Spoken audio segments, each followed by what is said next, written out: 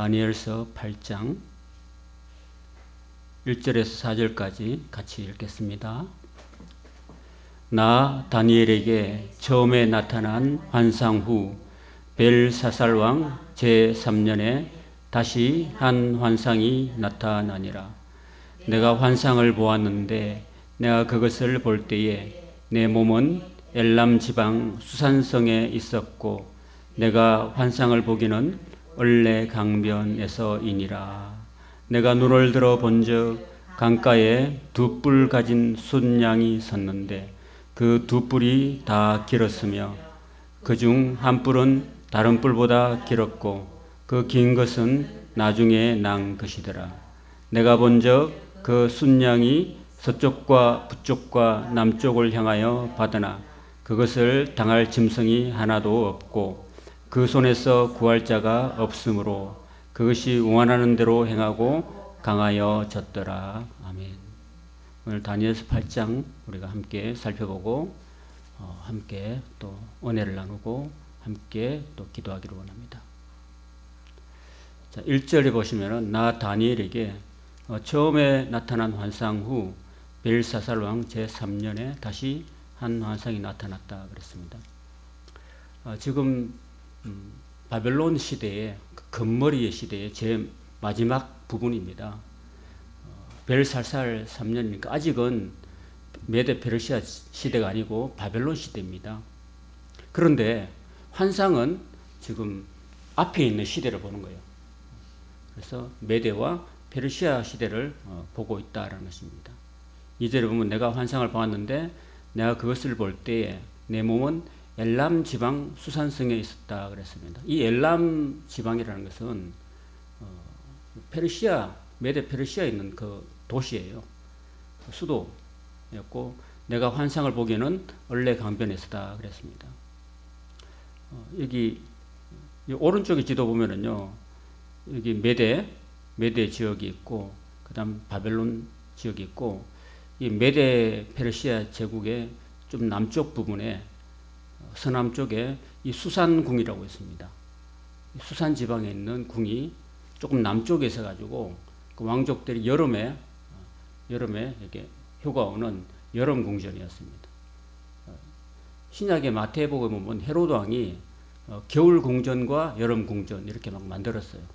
여러분 이 성지순례를 가보면은 마사다 성이라고 있어요. 그런 성도 있고 헤로드 왕이 아주 건축의 조예가 깊었는데 여름 궁전도 만들고 겨울 궁전도 만들고 좀 이렇게 그 헤롯이라는 사람이 하나님을 믿지 않았긴 했지만은 굉장히 그 손재주 좋고 설계를 잘하고 굉장히 건축에 대해서 굉장히 어떤 뭔가를 알고 있는 그런 전문이었습니다. 그래서 그 헤롯 성전, 스룹바벨 성전이 굉장히 좀 초라했는데 그 유대인을 위해서 이 에도민이었던 헤로드 왕이 유대인의 그 신뢰를 얻기 위해서 정치적인 신임을 얻기 위해서 유대인을 위해서 헤롯 성전을 만들어주는 걸 봅니다. 그런 걸 보면은 그 헤롯 성전이 비록 AD 70년에 로마의 티투스 장군에 의해서 무너졌지만은 굉장히 아름답고 지금은 가보면은 다 무너지고 그 서쪽 벽에 있는 통곡의 벽만 좀 남아 있어요. 남아 있는 겁니다. 그처럼 여기가 얼레 강변이고요. 얼레 강이 있고 수산궁이 있는데 다니엘이 환상을 봤는데 그걸 볼 때 몸은 이 수산궁에 있었는데 어디서 환상을 봤냐면 이 얼레 강변에서 봤다는 겁니다.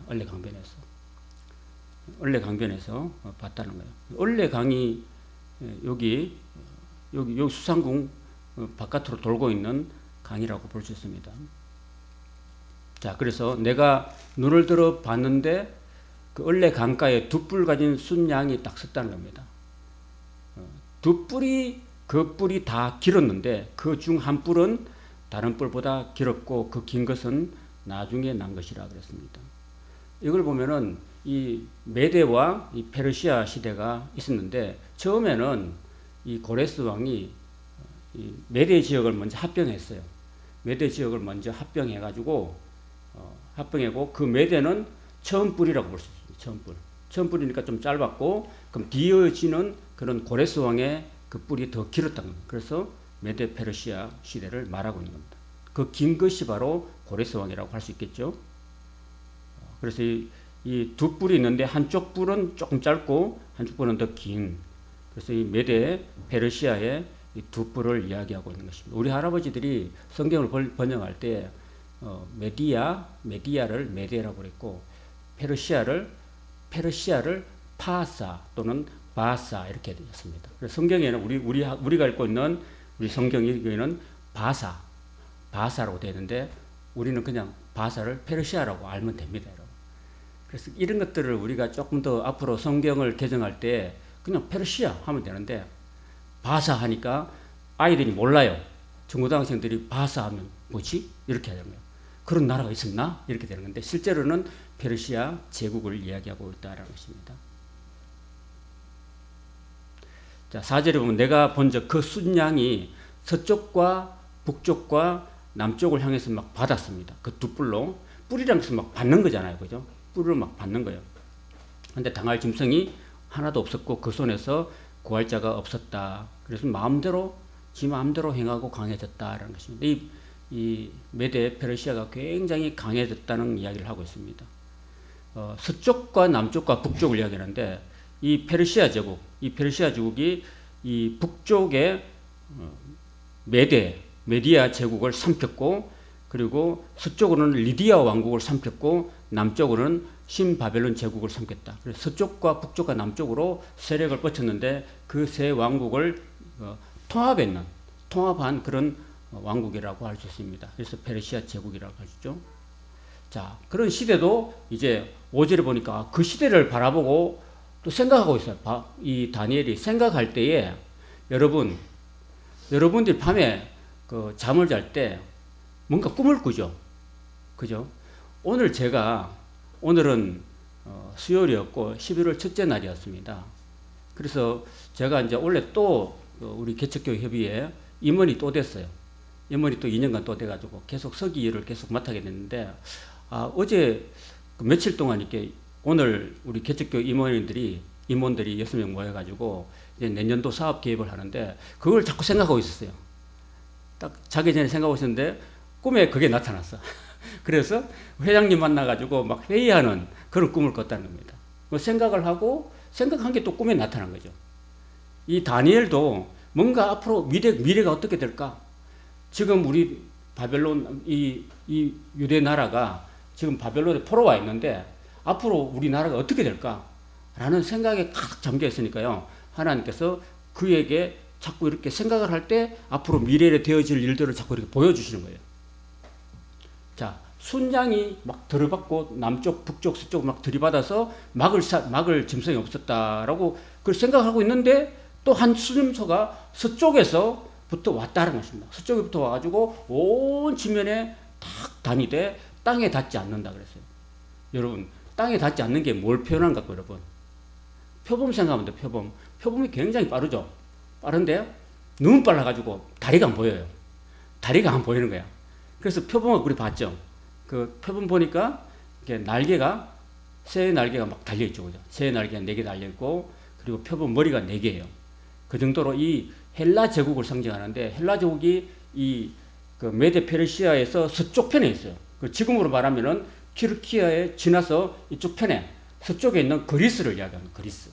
이 그리스에서 한 순용소가 막 나오는데, 그 염소의 두 눈 사이에는 현저한 뿔이 있다라고 했습니다. 그 두 눈 사이에는 현저한 뿔이 있는데, 그 현저한 뿔이 뭐냐면 바로 알렉산더 대왕을 이야기하고 있는 거예요. 헬라왕 알렉산더를. 그 뒤에 설명을 다 해놨어요. 15절 이후에 설명을 다 해놨는데, 앞부분만 보고 막 이게 뭘까 고민할 필요가 없어요. 성경은 앞에 환상을 보여주고 뒤에는 해석을 다 해놨어요. 그러니까 어려워할 거 하나도 없습니다. 제가 미리 이야기한 겁니다.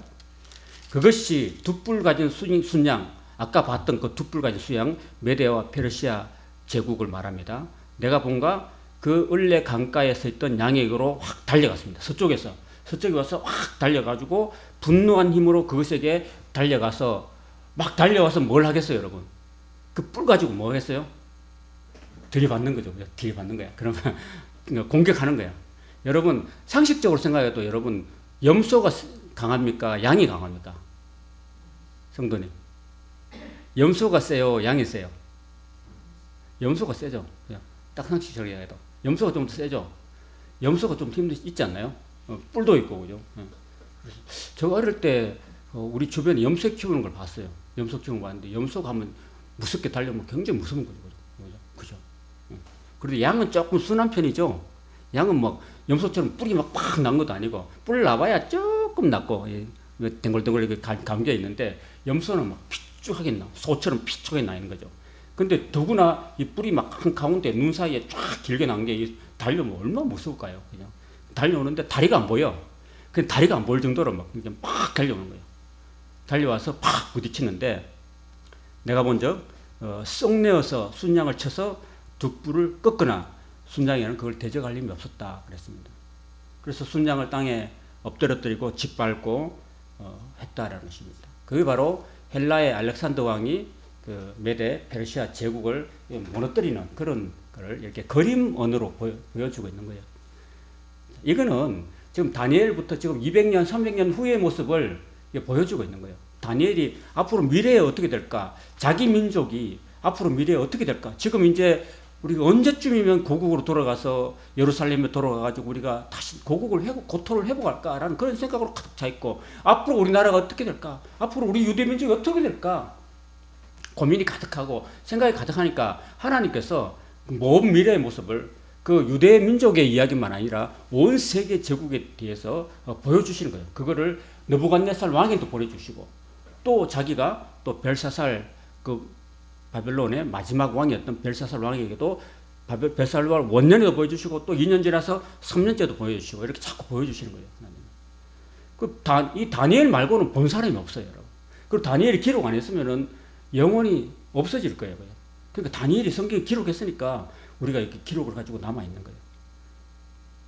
자, 이렇게 그림, 이 얼레 강변을 기준으로 해서 서쪽에서 동쪽으로 와서 이 양을 막 부딪혀가지고 양을 완전히 무너뜨리는 그런 내용입니다. 이런 그림들은요, 이게 유럽에 있는 그 대형 박물관이라든지 프랑스 루브르 박물관이라든지 이런 대형 박물관에 가면 이런 그림들이요, 그 루소라든지 피카소라든지 이런 사람들이 유명한 화가들, 마네, 모네 뭐 이런 사람 있잖아요. 그런 사람들이 막 성화를 그려놨어요. 뭘 가지고? 이 다니엘을 가지고, 성경 가지고 성화를 많이 그려놨어요. 그러니까 순염소가 스스로 심히 강대하여 가더니 강성할 때에, 그 순염소가 심히 강대해서 강성할 때 그 알렉산더 대왕이 21살 때 정복을 시작했어요. 젊은 나이에 정복을 시작해가지고 11년 동안 온 땅을 다니면서 정복 활동을 했었습니다. 그래서 이 동쪽으로는 인도까지 왔어요. 인도까지 오고, 서쪽으로는 그리스부터 해가지고 인도까지, 남쪽으로는 저기 이집트까지 다 삼키고, 온 제국을 다 삼키고, 그렇게 해서 돌아왔습니다. 돌아왔는데 31살인가 32살 때 그 나라를 다 차지하고 난 다음에 병들어 죽고 마는 거예요. 그래서 그 큰 뿔이 꺾였다고 얘기 말하고 있는 거예요. 자, 그리고 그 대신에 그 현저한 뿔 넷이 하늘 사방을 향해서 났더라 하는 얘기는 뭐냐면은, 알렉산더 밑에 4인방 그 장군이 있었어요. 그 장군이 있었는데, 그 장군이 네 장군이 있는데, 첫번에 이렇게 카산드, 그 터키 지역에 있는 이쪽을 카산드 장군이 차지했고, 원래 그 페르시아 고토를 안티고너스라는 사람이 차지했고, 그리고 이 동쪽에 인도라든지 이런 지역, 중국까지 이쪽을 리시마크스라는 장군이 차지했고, 그리고 남쪽에 저 이집트 지역은요, 톨레미 또는 프톨레미라는 사람이 이 네 장군이 이렇게 등장해서 알렉산더의 어린 아들이 있었어요. 어린 아들 이 네 사람이 장수가 죽여버렸습니다. 죽이고, 이 네 사람이 처음에는 우리가 어떻게 하면 좋을까? 우리 네 사람 중에서 이 알렉산더의 기회를 위해서 왕을 한 사람을 만들까? 하다가, 그럼 누가 할 거냐? 하다가, 네가 해라. 내가 이렇게 하는, 아무튼 전부 다 내가 할래. 하다가, 그러면 그렇게 하지 말고 나누자 해가지고 이렇게 나눈 거예요. 나눴는데, 중간에 있는 안티고너스가 내가 해야 된다고 너무 막 내세웠어요. 내세우니까 이 주변 사람들이 카산드라든지 리시마크스라든지 프톨레미가 굉장히 좀 싫어하고 또 죽이려고 했습니다. 그래서 그 누가 죽였냐면 안티고노스를 그 밑에 그 있는 그 셀주쿠스라고 하고 셀류쿠스라는데 셀류쿠스가 자기 부하였는데 부하가 자기 상관을 죽이고 카산 안티고노스 죽이고 그 땅을 차지하게 됩니다. 그걸 말하고 있습니다. 자, 그중 한 뿔에서 또 작은 뿔 하나가 나서 남쪽과 동쪽과 영화로운 땅을 심히 향해서 심히 커졌다는 것은 뭐냐면은 아까 그 안티고노스에서 또 작은 뿔 하나가 나온 거는 그 부하예요. 부하였던 그 셀류커스라는 사람이 왕을 죽이고 자기 위에 왕을 죽이고 자기가 그 나라를 차지하고 그리고 남쪽과 동쪽과 또 영화로운 땅이 뭘까요? 영화로운 땅은 하나님의 성전이 있는 예루살렘을 말하는 거다. 영화로운 땅을 향해서 심히 커져갔다는 것입니다. 그래서 셀류커스가 굉장히 그 유대 나라에 굉장히 신구약 중간사에 150년 동안 이 북쪽 나라 북방왕과 남방왕 이집트 왕 사이에 150년 동안 세계사에 전쟁을 펼치는데 그 셀류커스 왕조하고 밑에 있는 톨레미 왕조하고 둘이서 150년을 싸우는데 그 중간에 뭐가 끼어 있어요? 그 중간에 예루살렘이 이스라엘 나라가 끼어 있는 거예요. 그걸 나중에 제가 여러분 말라기 구약 성경의 마지막 책인 말라기를 통해서 제가 설명할 건데 왜 그렇게 그 이집트 군이 북쪽 나라를 북방왕을 쳐들어가면서 그 예루살렘을 밟고 지나가고 그 북쪽의 왕인 셀류커스 왕조가 또 남쪽 이집트를 치러 가면서 예루살렘을 밟고 지나가고 짓밟고 그 밟고 지나가고 150년 동안 밟고 지나가는 그런 아픈 역사가 이 이스라엘 나라의 역사라는 사실입니다. 그거 왜 그렇게 됐냐? 말라기에 나왔어요. 말라기에요. 내가 너희를 사랑하였노라 이렇게 하나님 말씀하시는데 이스라엘 백성들이 이러기를 주께서 우리를 어떻게 사랑했습니까? 라고 하나님의 사랑을 부인하는 거예요. 그럼 내가 너를 어떻게 사랑했다? 내가 10계명 주고 내가 너희를 이렇게 이집트 땅에서 400년 종살하는 너희들을 건져내가지고 새로운 이스라엘 나라를 광야길을 지나서 그렇게 팔레스타인 땅을 줬는데 네가 그렇게 모세를 통해서 율법도 주고 했는데 왜 너희들은 하나님의 나를 섬기지 않고 왜 그런 암몬을 금옷을 섬기고 밀곰을 섬기고 이런 모든 우상신을 섬기느냐? 응? 그래서 내 마음을 아프게 되냐? 너희들이 나를 사랑하지 않고 온갖 우상을 따르기 때문에 너희들이 그런 거 아니냐고 막 이렇게 하나님과 이스라엘 사이에 티격태격하는 내용들이 말라기예요. 말라기. 그냥 하나님이 남편이고 이스라엘이 아내라고 생각하면 돼요. 하나님이 마지막에 이제 헤어지기 전에 내가 당신을 믿지 않을지 몰라도 내가 당신을 사랑한 것만은 사실이요. 이렇게 말했거든요. 그 부인이 새침하게 돌아서 있다가 가만히 생각하니까 맞은 것밖에 없어. 사랑했다는데 사랑받은 기억이 안 나요. 그러니까 대뜸 하는 말이 당신은 나를 사랑했다고요? 구체적으로 어떻게 사랑했는데요? 이렇게 나온 거야. 그게 말라기예요. 그 하나님께서 내가 이렇게 사랑한 거 아니냐. 이렇게 사랑하는데 여러분 말로 하면요. 남자가 여자를 이겨 못 이겨. 언어는 말은 여자가 잘하거든요. 언어는 잘하는 건 말이 남자가 안 돼요. 그러니까 안 되니까 어떻게 돼요? 말로 안 되니까 이게 뭐가 날아가요? 미확인 비행물체가 막 날아가는 거야. 막 주먹이 날아가고. 이게 구약의 역사예요.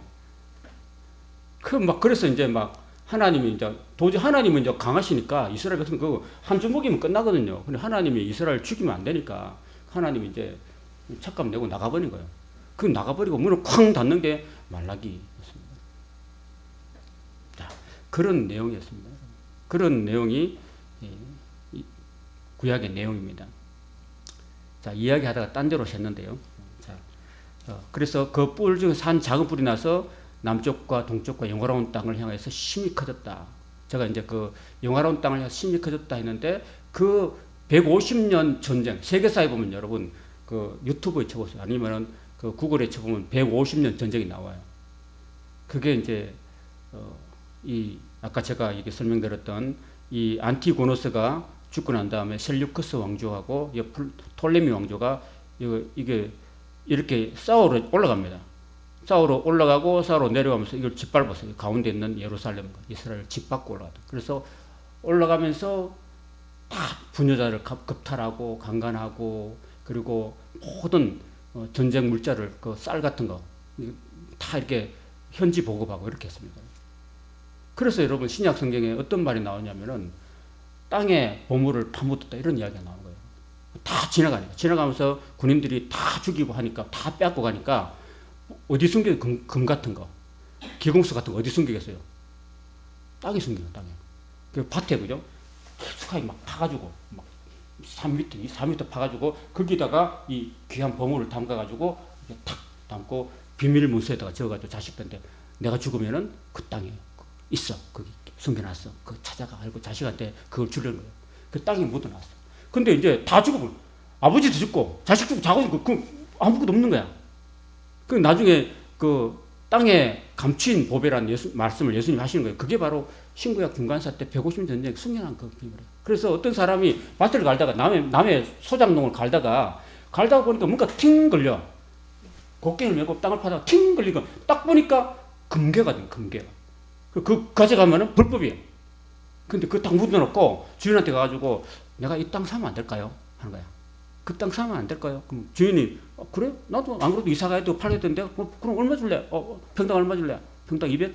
오케이 해가지고 팔고 그 땅을 사면은 그 땅 안에 뭐가 있어요? 땅보다 더 귀한 보물이 숨겨져 있는 거예요.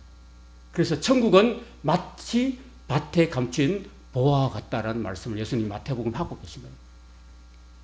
자, 그런 얘기가 있습니다. 자, 그래서 이제 그것이 하늘 군대에 미칠 만큼 커져가지고 군대와 별들 중에 몇을 땅에 떨어뜨리고 그것을 짓밟고 또 스스로 높아져서 군대의 주제를 대적하면서 그에게 매일 드리는 제사를 없애버리고 그의 성소를 헐었다 그랬습니다. 그리고 이런 걸 지 맘대로, 지 멋대로 한 그런 왕이 있습니다. 그 북쪽에 그 셀류쿠스 왕조의 마지막 때에 안티오쿠스 4세. 여러분 우리가 신약 성경에 보면 안디옥 교회라고 있거든요. 안디옥 교회. 여러분 기억나시나요? 사도행전 할 때 안디옥 교회. 사도 바울이 복음을 처음으로 1차 전도여행을 할 때 출발지였던 안디옥 교회. 그 안디옥에 생겨났던 그 안디오쿠스에 있는 4세. 그 안디옥이라는 지역이요. 왜 안디옥이라냐면 이 안디오쿠스라 왕의 이름을 따가지고 안디옥이라 했거든요. 지금 보면 안디옥 교회가 많거든요. 그 안디옥 교회가 복음을 전하는 선교 전초지이기 때문에 그랬는데 그 안디오쿠스 4세 또 다른 말로 하면은 자기를요 이 안디오쿠스 4세가 자기를 뭐라고 하냐면 나는 신이 현현한 사람이다. 지 스스로를 높이가지고 나는 신이야. 나는 신이 육신이 된 사람이야. 이렇게 막 예수님처럼 그렇게 했다는 겁니다. 그래서 이 역사에 보면 안티오쿠스 4세 그리고 에피파네스라는 것은 신이 현현한 사람이다. 이렇게 말한 거예요. 요 사람이 지금 아까 읽었던 그 스스로 높아져가지고 군대의 주제를 대적하고 매일 드리는 제사를 없애버리고 그리고 성소를 헐고 성소를 회파하고 그래서 가장 유대인들이 싫어했던 게 뭐냐면은 이 안티오쿠스 4세 에피파네스가 그 신의 현현자인데 사람들이 유대인들이 워낙 이 못되게 구니까 요걸요 에피마네스라고 해요. 에피마네스는 뭐냐면은 아주 사악한 인간이라는 뜻이에요. 그래서 요 사람이 이렇게 등장해가지고 유대인들 그 제일 싫어하는 돼지 피를 잡아가지고요 하나님의 성전에다가 돼지 피를 막 뿌렸습니다. 유대인들은 돼지고기 안 먹거든요. 부정하다고 그래서 굽도 안 갈라지고 대책임질 안 하기 때문에 굉장히 부정한 동물로 봤는데 그 부정한 동물의 주기가 목을 따가지고 그 피를 받아가지고 하나님의 성전에다가 붓고 그다고 거기에요 그 하나님의 성전에다가 제우스 신을 갖다 헬라가 제우스를 섬기잖아요. 제우스 그리스 로마 신화에 보면 제일 신들의 신이 제우스잖아요. 그 제우스 신을 그 성전에다 갖다 놓고 거기다 경배하고 이렇게 했다는 겁니다. 이렇게 했다는 거예요. 그러니까 너무너무 못되게 굴었던 거예요, 사람이. 자, 그래서 이제 내가 들은 한 거룩한 이라는 말이 이 다른 거룩한 이가 그 말하는 얘기 못돼 환상이 나타난 바 매일 드리는 제사와 망하게 되는 죄악에 대한 일과 성소와 백성이 내준 바 되며 짓밟힐 일이 어느 때까지 이럴꼬 저놈의 저 악한 인간이 언제까지 저런 악한 일을 할꼬라고 이렇게 하는 거예요. 천사가 나타나가지고. 이제 그러니까 이제 그 한 천사가 다른 천사한테 이야기하니까 다른 천사가 그 천사한테 얘기를 해주는데 그 얘기를 누가 들었냐면 다니엘이 들었어요. 그가 내게 이르되 2300주야까지니 그때의 성소가 정결하게 되리라 이렇게 했다는 겁니다. 그 에피파네스가요 그 안티오코스 4세 에피파네스가 언제까지 그렇게 성소를 회파하고 좀 못된 일을 할 것인가 이렇게 천사가 물어봤을 때 대답한 게 2300주야라고 이렇게 얘기한 거예요. 여러분 2300주야는 그야말로 2300주야예요. 주야. 2300일이에요. 항상 이스라엘 백성들은 한 주, 하루 낮, 하룻밤 이렇게 하거든요. 하루 낮, 하룻밤 이렇게 해서 하루가 되는 거예요. 우리도 그렇죠. 낮에 하루가 있고 밤이 있어서 그 낮하고 밤하고 합쳐 하루가 되는 것처럼 이스라엘 백성도 항상 주야를 같이 나눠가지고 2300주야라고 그랬습니다. 그래서 한 주 한 야가 하루가 되기 때문에 이거는 2300주는 그야말로 2300일이고 따지면은 6년 4개월 정도 돼요. 6년 4개월. 그냥 6년 4개월 동안 그렇게 못되게 굳거라는 얘기를 하고 있는 거예요, 지금. 근데 요거를요, 2300일을 요거를 잘못 해석한 게 바로 안식교단. 들어봤죠? 안식교회 들어봤죠? 성선생님. 안식교회. 안식교회는 안식일을, 토요일을 지키는 그런 교단인데 그 안식교회 교주, 처음 안식교를 만든 사람이 뭐냐면은 윌리엄, 여기 나오는 거예요. 윌리엄 밀러라는 사람이 2300일을 2300년으로 해석해버렸어요. 해석해가지고, 에스라가 2차 기원했을 때가 주전 457년이거든요. 주전 457년에 2차 기원, 에스라가 그 바벨론에서 다시 기원했어요. 1차는 스룹바벨에서 한 5만 명이 기원했고, 2차는 에스라에서 457년에, 주전 450년에 한 정확한 숫자가 모르는데 몇만 명이 들어왔어요. 그리고 3차는 주전 444년에 느헤미야에서 3차로 귀환한 1차, 2차, 3차 귀환할 때도 보러 갈 때도 1차, 2차, 3차 보러 갔고 돌아올 때도 1차, 2차, 3차로 돌아왔는데 주전 457년부터 해가지고 2300년을 더해가지고요. 그때 예수님이 오신다 이렇게 계산한 거예요. 그래서 주전 457년에서 2300을 더하니까 언제쯤 되느냐 하면은 주 1843년이 되는 거예요. 1843년이 돼가지고 그때 3월 21일에 예수님이 재림한다고 이렇게 주장했던 사람이 바로 안식교예요. 안식교. 근데 주후 1844년에 예수님이 안 왔어요. 안 왔다니까요. 그 해석을 잘못한 거예요. 자, 그래서 이 안식교가 해석을 잘못했다는 것을 제가 이야기를 하고 있고요. 그 다음에 이제 그래서 이제 6년 4개월 정도를 밖에 못되진 하다가 마카비 혁명이 생깁니다. 마카비 혁명. 주전 164년에 마카비라는 아주 혁명가에서 안티오코스 4세 에피파네스를 몰아내요.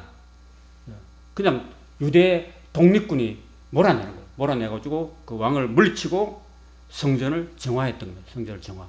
성전에 돼지피 묻은 성전을 다시 깨끗하게 청소하는 그런 작업을 했던 것이 바로 주전 164년입니다.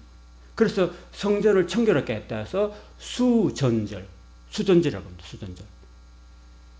그게 요한복음 10장 22절에 예수님께서 말씀하시는데 요한복음 10장 22절에 보면요. 예루살렘에 수전절이 이르니 때는 겨울이라 이렇게 이야기하고 있는 것입니다. 요한복음 10장 22절에 그렇게 말씀. 그래서 그 수전절이라는 것이 신구약 중간산에 없던 절기거든요. 그게 구약에는 없던 절기였는데 신구약 중간산을 지나면서 새로 생긴 절기였습니다. 그게 하도 안티오코스 4세 에피파네스가 워낙 성전을 더럽혔기 때문에 그걸 깨끗하게 했던 절기. 그걸 이제 신약 시대 유대인들은 지키고 있는 거예요. 자, 이제 15절부터 이제 끝까지는 이제 다 이제 환상에 대해서 이제 자기가 꿈을 꿔놓고 그 꿈을 꿨는데 자기도 잘 몰랐어요. 사실은 다니엘이 환상을 봤어요. 그냥 막 달려있는 환상을 봤는데 저게 뭘까 하고 다니엘도 아무리 영험하고 신령한 지혜가 총명이 충만해도 모르는 건 모르는 거예요. 몰라서 뜻을 알고자 하고 막 고민할 때 사람 모양 같은 것이 내 앞에 섰는데 내가 들은 즉 얼레강 두 언덕 사이에서 사람이 목소리가 외쳐 이르되 가브리엘아 이렇게 나와요. 가브리엘. 여러분 성경에 등장하는 천사 두 천사가 있어요. 이름을 밝힌 두 천사가 있는데 한 천사는 가브리엘이고 한 천사는 미가엘이에요. 미가엘. 두 천사가 있는데 항상 이 가브리엘은요. 예수님께서 마리아에게 나실 것이라는 것을 수태고지를 해준 천사가 바로 마리아예요. 마리아에게 수태고지를 해준 천사가 가브리엘이에요. 가브리엘. 이 가브리엘은 항상 하나님의 심부름꾼이에요. 심부름꾼이고 이 미가엘은 뭐냐면은 하나님을 지키는 군대 장관이었어요. 군대 장관. 그래서 이 두 천사만 이름이 나오고 나머지는 그냥 천군 천사 이렇게 이야기하고 있어요. 천군 천사. 자, 그래서 이때도 역시 가브리엘 등장해가지고 이 환상을 이 사람에게 깨닫게 하라라고 가브리엘이 심부름하는 천사의 천사장이거든요. 그러면 천사장에게 명령할 수 있는 사람은 누구예요? 명령할 수 있는 분은 누구예요? 하나님밖에 더 있겠어요. 그죠? 그죠? 그죠? 그러니까 이 내가 들은 사람의 목소리가 있었다는 것은 누구의 목소리일까요? 하나님의 목소리. 하나님께서 예수님께서 그때 가브리엘에게 그 사람에게 가서 환상을 깨닫게 해줘라라고 시키는 거예요. 그러니까 이 천사는 항상 하나님의 명령을 수행하는 그런 존재예요. 그리고 수호천사라고 들어봤습니까? 수호천사. 하나님이 늘 왔다 갔다 하면서 보고하는 천사가 있어요. 보고하는 천사가 있고, 나중에 보면 스가랴에 보면은 그 하나님이 아침 조회할 때 천사가 와서 보고하는 중인데, 그래. 그러니까 한 천사가 보고 와서 지금 예루살렘 땅이 평온하고 조용합니다. 이렇게 하고, 바벨론 땅도 평온하고 조용합니다. 이렇게 할 때, 그래서 그 얘기를 보고하는, 그 하나님 앞에 보고하는 천사들이 나타나는 게 보여요. 그게 가브리엘은 아니지만 또 다른 보고하는 천사들이 있다는 것입니다. 그리고 또 천사가 우리 사람을 지키는 천사도 있다는 거죠. 여러 가지 천사가 많은데, 그러고 있다는 거죠. 자, 그래서 이제 천사가 나타났는데도 불구하고 천사가 굉장히 영험한 존재이기 때문에 다니엘이 좀 두려워가지고 얼굴을 땅에 대고 엎드려 놨다는 것입니다. 자, 그리고 깨달아 알라. 이 환상은 정한 때 끝에 관한 것이니라 얘기를 하면서 말할 때 내가 얼굴을 땅에 엎드려 깊이 잠들매 그가 나를 어루만져 이렇게 세우고. 그러니까 뭔가 우리가 영적으로 놀라운 뭘 봤을 때요, 우리 아이들이, 제가 볼 때는, 제가 우리 막내를 키우면서 볼 때는요, 이 막내가 밖에서 막 천둥 번개가 팍팍 치잖아요. 그럴 때 막 애들이 막 울고 이런 게 아니고요, 자버리더라고요. 그 막 두려워 떨잖아.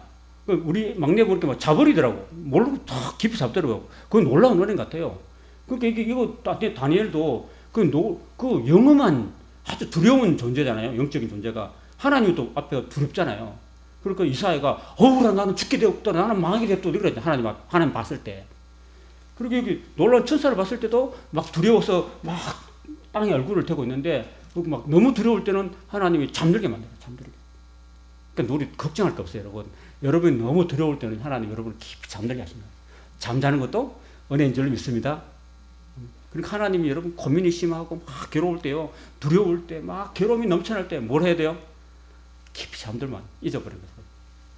그리고 요즘 저는 오늘도 이제 상양 바닷가를 어싱을 했는데 너무 잠이 잘 와요.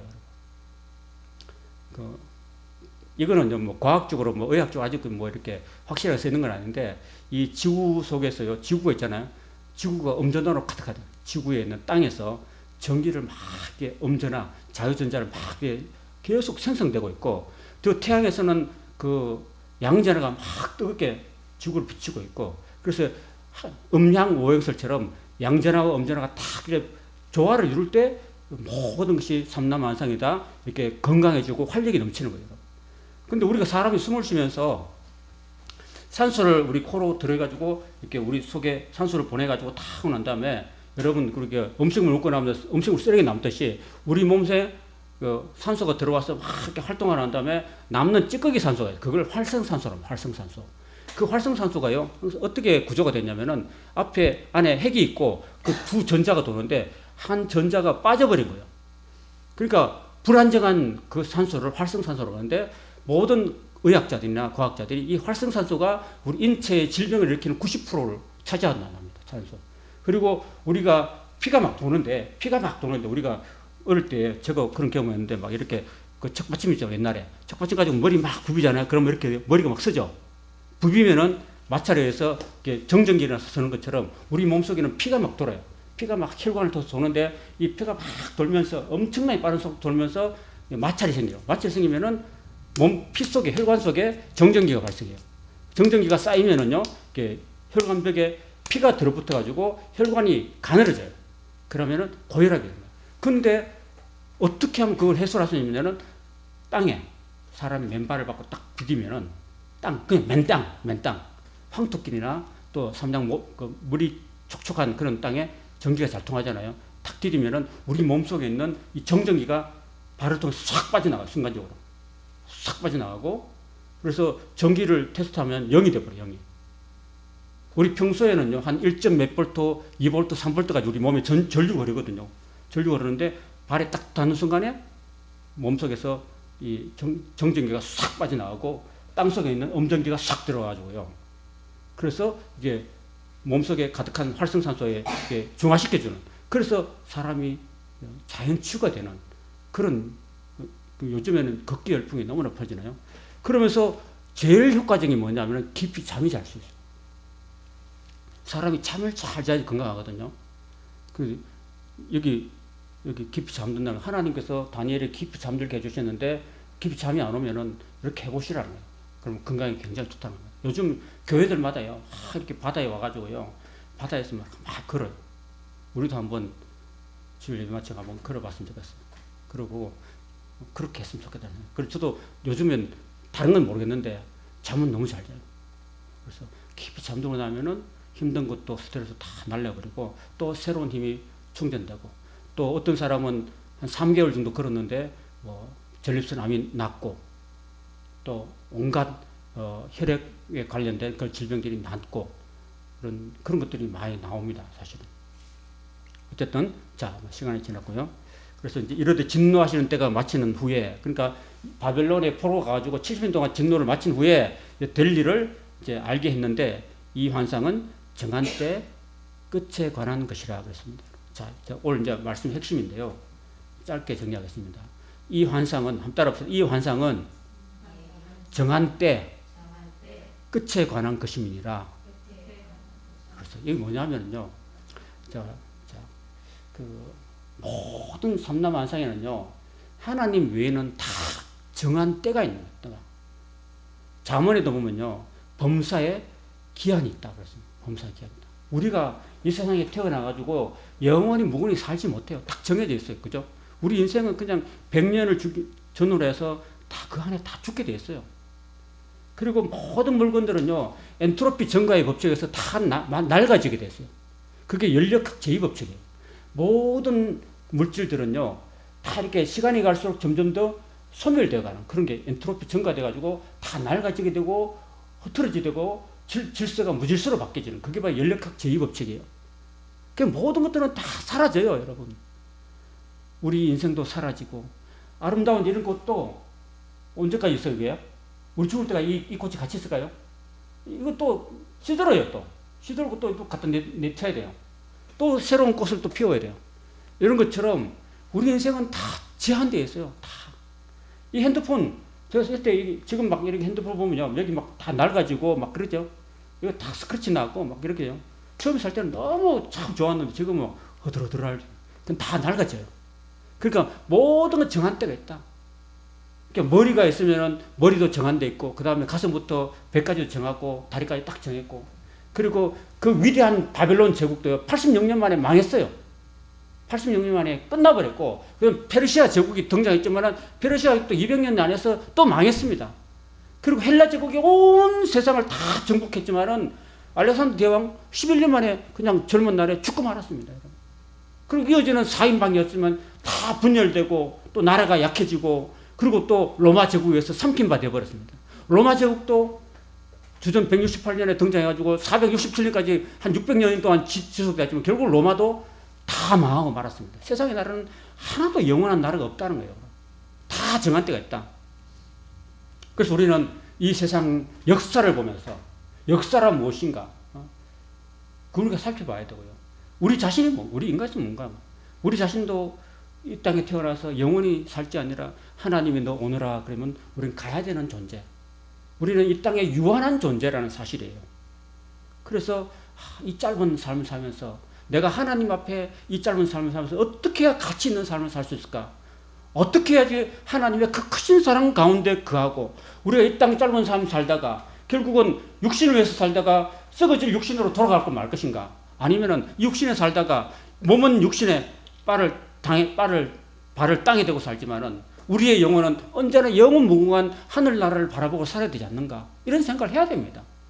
그리고 그것이 바로 예수 그리스도가 우리에게 주시는 영원한 나라, 하나님의 사랑의 아들의 나라를 우리가 사모하고 그것을 믿음으로 바라보고 소망을 가지고 바라보고 우리가 이 땅 하루하루 살면서 우리가 우리를 구원해 주신 그 우리 주 예수 그리스도를 위해서 내가 어떻게 살아야 될 것인가, 이걸 우리가 배우고 우리가 하루하루 순간순간 살아가는 순간순간마다 우리가 예수님의 사랑 안에 거하고 예수님의 그 복음 안에 거하고 예수님이 그 넘치는 은혜와 성령의 충만한 가운데서 우리가 하나님이 정하신 그 기간 동안에 주님이 기뻐하시는 삶을 살아가야 된다.